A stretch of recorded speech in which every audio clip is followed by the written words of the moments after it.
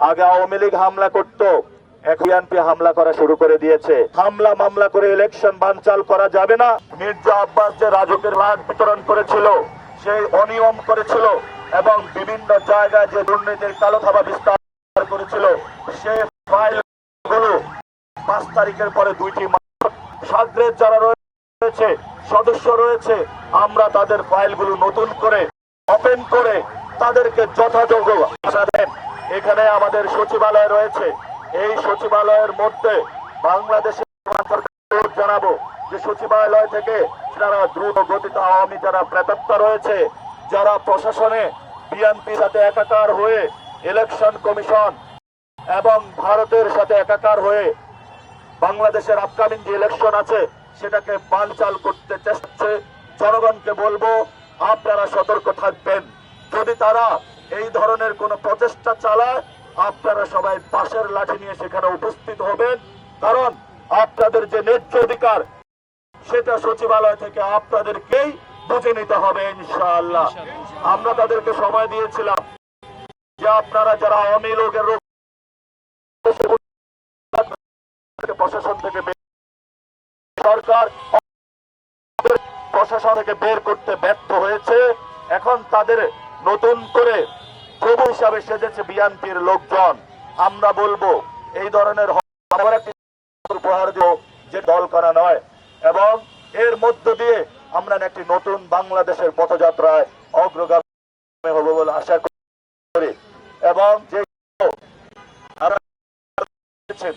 শেখ হাসিনা জনসম্মুখে বক্তব্য দিয়েছে ইন্ডিয়াতে, এবং সে বাংলাদেশে নির্বাচন বানচালের, আমরা ভারতীয় এম্বাসির যারা এখানে রয়েছেন, ভারতীয় গোষ্ঠীর যারা শুনছেন, আপনি যদি আমার খুনিকে ওইখানে আশ্রয় দেন, যদি তাকে সেখানে বাংলাদেশের বিরুদ্ধে ষড়যন্ত্র করার আশ্রয় দিয়ে সুযোগ, আমরা মনে করব আপনারা ডিরেক্টলি বাংলাদেশের এম্বাসিকে আহ্বান জানাবো, বাংলাদেশের 18 কোটি মানুষ জীবনে রক্ত দিবে, দরকার হয় বাংলাদেশের কোন মানুষে এখানে যদি তাদের জীবন থাকতে ভারতের রাজ্যবাদী আচরণ, আগ্রাসী মনোভাব, আধিপত্যবাদ ও মনোভাব যদি থাকে, আমরা 18 কোটি মানুষ শহীদ ওসমান হাদি হব, কিন্তু কখনো ভারতীয় আগ্রাসনবাদ মেনে নেব না।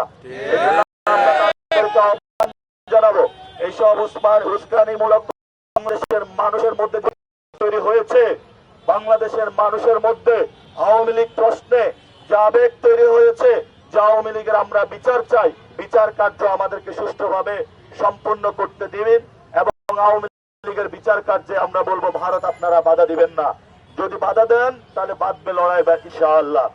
যে এক ভাই ভুক্তভোগী জানাইলো যে ঢাকা মেডিকেলে যখন রোগী স্ট্রেচারে করে নিয়ে যাওয়া হয়, তো সেখানে হলো আলাদা কোনো লাইন নাই। এই ঢাকা মেডিকেল এটা কোনো মেডিকেল না, হয়েছে কোন রোগীর কোনো চিকিৎসার ব্যবস্থা নাই, বিভিন্ন জায়গায় যে ইকুইপমেন্ট গুলা রয়েছে সেগুলোতে দুর্নীতি চলে। ইনশাল্লাহ আমরা আসলে এগুলা বন্ধ করব, আমরা ঢাকা মেডিকেলকে আধুনিকায়ন করব। এবং আপনারা জানেন উত্তরা ঢাকা 18 আসনের সংসদ সদস্য পদপ্রার্থী জাতীয় নাগরিক পার্টির আরিফুল ইসলাম আদিবের উপরে একটু আগে হামলা হয়েছে, আমরা এই হামলার তীব্র নিন্দা জানাই। আগে আওয়ামী লীগ হামলা করত, এখন বিএনপি হামলা করা শুরু করে দিয়েছে। হামলা মামলা করে জাতীয় নির্বাচন বানচাল করা যাবে না, যাবে না। গণ অভ্যুত্থান হয়েছে বাংলাদেশে একটি সুষ্ঠু ইলেকশনের জন্য, আমরা 15 বছর ধরে অপেক্ষা করছি ভোট দেওয়ার জন্য। আমাদের ভোটাধিকার যদি কেউ কেড়ে নিতে চায়, আমরা আমাদের অধিকার আদায়ের জন্য যা যা করা দরকার সেটা কেড়ে নিতে দিব না ইনশাআল্লাহ। এই জন্য আমরা যারা হামলা করেছে, মামলা করা প্রস্তুতি নিচ্ছে, তাদেরকে হুঁশিয়ার করে দিতে চাই, হামলা মামলা করে ইলেকশন বানচাল করা যাবে না এবং জনগণের ভোটাধিকার কেড়ে নেওয়া যাবে না।